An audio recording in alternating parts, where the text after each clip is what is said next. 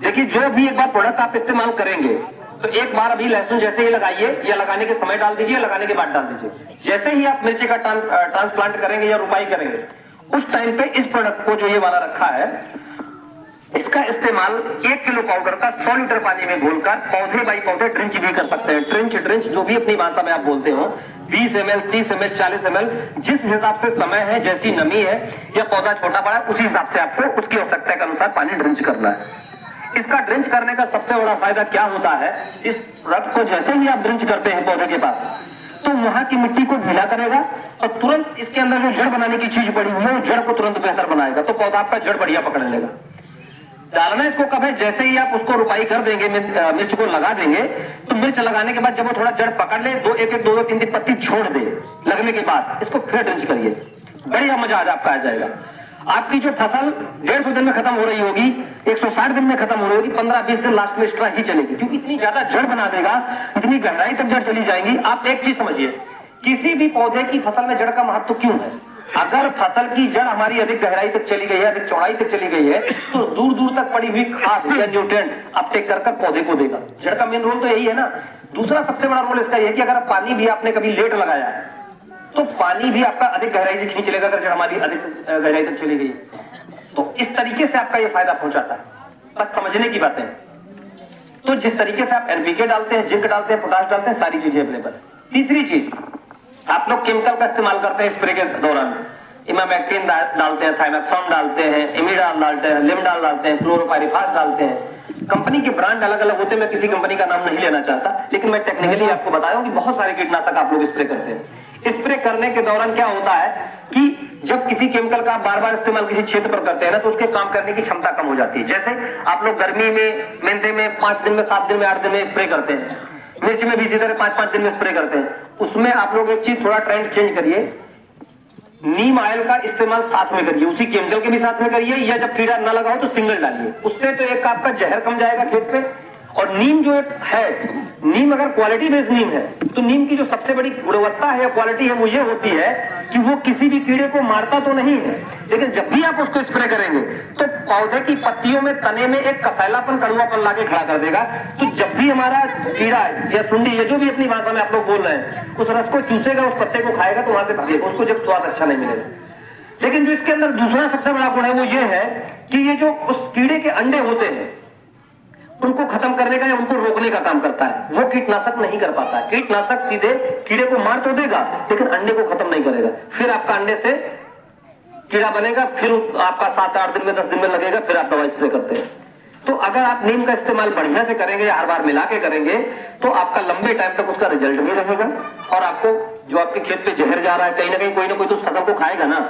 आपको किस चीज से मतलब है? आपको रिजल्ट से मतलब है। आपको रिजल्ट से मतलब है ना, कि हमारा खर्चा भी ना हो ज्यादा, रिजल्ट भी हमको मिले, फसल भी हमारी सेफ रहे, उत्पादन भी अच्छा मिले। तो वो सारी चीजें आपको नीम भी करके देगी। आप लोग उसको इस्तेमाल तो करिए, क्यों जहर के पीछे इतना दौड़ भाग रहे हैं? ठीक है, ये नीम है आपका, एक बार दिखाई, मैं दिखा देता हूं। ये नीम है आपका,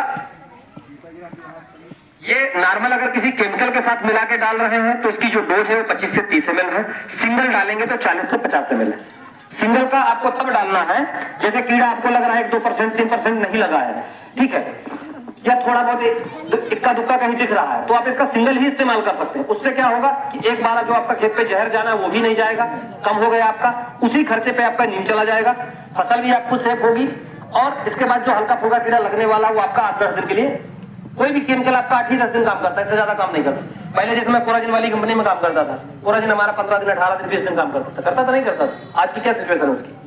गर्मी जब टेम्परेचर अधिक होता है 10-12 दिन में, 15 दिन में खत्म हो जाता है। ऐसा नहीं कि दवा कमजोर है या उसकी क्वालिटी कमजोर है। आप लोग आपस में बात किया करते हैं कि क्वालिटी कंपनियां कमजोर देने लगी, ऐसा नहीं है।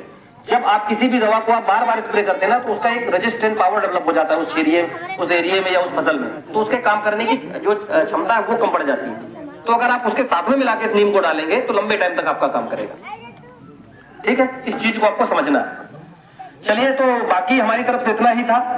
अगर बाकी आप लोगों के कोई सवाल जवाब है तो आप लोग डिस्कस कर सकते हैं, क्योंकि आप लोग काफी समय से इतना अपना अमूल्य कीमती समय दिए हुए काम का समय है। बाकी मैं चाहूंगा कि हम रुकेंगे थोड़ी देर, आप 1 by 1 करके भी पूछ सकते हैं, क्योंकि हम लोग भी चाहते हैं कि आप लोग अपनी खेती में बदलाव करें, बेहतर करें, उत्पादन भी अच्छा लें, क्वालिटी बेस्ड लें और आपकी जो जमीनें भी खराब होती चली जा रही हैं वो भी आपकी खराब ना हो। बहुत बहुत धन्यवाद सर जी, आप यहाँ पर आए अपना DAP NPK यूरिया किल्लतें झेल रहे हैं, तो क्या हमें इसका वैकल्पिक उपाय नहीं सोचना चाहिए? जैसे सर जी ने भी बताया आपको भी कि जिस प्रकार से हम खर्चा बढ़ाते जा रहे हैं उससे उत्पादन बढ़ रहा है, नहीं बढ़ रहा है, तो इन सबके लिए हमें वैकल्पिक व्यवस्था की जरूरत है। और जरूरत इसलिए है क्योंकि मान लीजिए कि पहले जो DAP का सर जी ने बताया इसमें 1350 का जैसे है सरकारी रेट, उन्होंने 3550 का रेट होता है जो आपको छूट के माध्यम से सरकार 1350 प्रोवाइड कराती है। लेकिन इसमें करंटली में क्या है कि जो DAP फास्फोरस है, फास्फोरस अपने देश में नहीं है, वो विदेश से आती है, तो उसका जो नया रेट आ रहा है वो 5500 का आ रहा है। इसलिए आप देखेंगे DAP नहीं मिल पा रही है क्योंकि रैक नहीं लग पा रही है, माल बहुत कम मात्रा में मिल पा रहा है, इसलिए कम ही डाया मिल पा रही है। तो क्या हम ऐसा नहीं कह सकते कि कोई इसका वैकल्पिक व्यवस्था की DAP हम कम से कम मात्रा में प्रयोग करें और हम ऐसी कोई व्यवस्था लगाएं जिससे हमारा खेत भी स्वस्थ रहे, उपज भी दुगनी हो जाए और लागत भी कम हो जाए। तो उन्हीं मूल्यों पर आधारित ये प्रोडक्ट हैं और हम गारंटी के साथ कह सकते हैं जिन किसानों ने इन अभी तो हमने सिर्फ 2 चीजों का प्रयोग कराया ज्यादातर, ये अपनी जिंक है, जैसे आप तलवार जिंक लोहा जिंक डालते हैं तो कि आज डाले और परसों आपको तगड़ा रिजल्ट मिलना शुरू हो गया, लेकिन ठीक 12 से 15 के बाद फिर जरूरत पड़ती है। लेकिन ये जिंक जो अपनी जायडानिल जिंक मात्र एक बार प्रयोग करिए, आज डालेंगे तो 8 से 10 दिन के बाद आपको लगेगा कि अरे काम किया ही नहीं, 8 दिन के बाद लगेगा आपको ये काम करना शुरू किए तो कम से कम 40 से 50 दिन तक काम करते हैं। ये हमारे रामपुर मिथिला में यहाँ भी तमाम किसानों ने प्रयोग किया है, उनका कहना है। आप पहले प्रयोग करिए फिर विश्वास कीजिएगा गारंटी के साथ। और जो ये प्रोडक्ट हमने बताया आपको जाइटानियम, आप ये मीटिंग तो कर रहे हैं एक अलग बात है, अपनी बात कर रहा हूँ, मेरी दुकान है मालू बैंक के सामने नाहरगोल में, तो ये प्रयोग कर रहे हैं तो इसको गारंटी इसलिए कह रहा हूं कि जितने भी लोगों ने इसको प्रयोग किया है किसी भी फसल में उनका उच्चतम रिजल्ट आया है। अगर आपके खेत में नमी पर्याप्त मात्रा में है और इसको आपने आधा किलो बीघा में प्रयोग किया है तो आपको ये लगेगा कि हाँ खेत में कुछ पड़ा है। अगर 1 किलो बीघा प्रयोग किया है तो आपको और अच्छा लगेगा कि हमने बहुत कुछ अच्छी चीज डाली है।